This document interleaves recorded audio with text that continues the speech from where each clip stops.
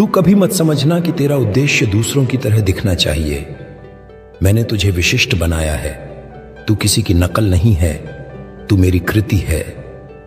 तेरे लिए जो योजना है वह केवल तेरे लिए है। तू जब अपनी दौड़ दौड़ता है तो तू मेरे हृदय को प्रसन्न करता है, भले ही वो दौड़ दूसरों को धीमी लगे। मैं तुझसे कहता हूं, हर दिन मेरे करीब आ, क्योंकि उद्देश्य तभी स्पष्ट होता है जब तू स्रोत के पास होता है। जब तू मुझ में गहराई से स्थिर होता है, तब तू यह पूछना बंद कर देता है कि मुझे क्या करना है, और तू यह कहना शुरू कर देता है, प्रभु आज तू जो चाहे वही हो। और जब तू यह कहेगा पूरे मन, आत्मा और बल से, तब तू अपने उद्देश्य को नहीं खोजेगा, तू उसमें बहने लगेगा। और जब तू उसमें बहता है तब तू वह बनता है जिसे देखकर दुनिया मुझसे मिलने की केवांग करती है।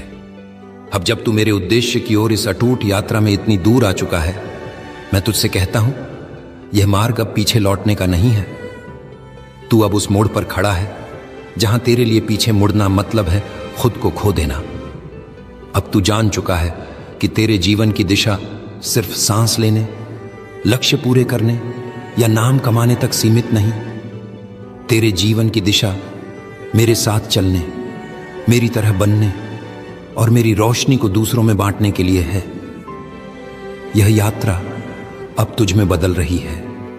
तू शायद यह कहे, प्रभु मुझे अब तक समझ नहीं आया कि मैं कहां जा रहा हूं, बस इतना समझ पाया हूं कि तू साथ है। और मैं कहता हूं, यही तो मेरा उद्देश्य है।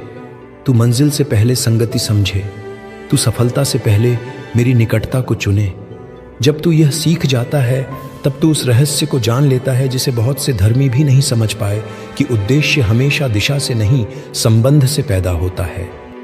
तू कभी कभी महसूस करेगा कि तेरा जीवन स्थिर हो गया है, कि कोई चमत्कार नहीं हो रहा, कोई बड़ा कार्य नहीं घट रहा। लेकिन मैं तुझे बताता हूं, जो स्थिर होता है वही गहरा होता है।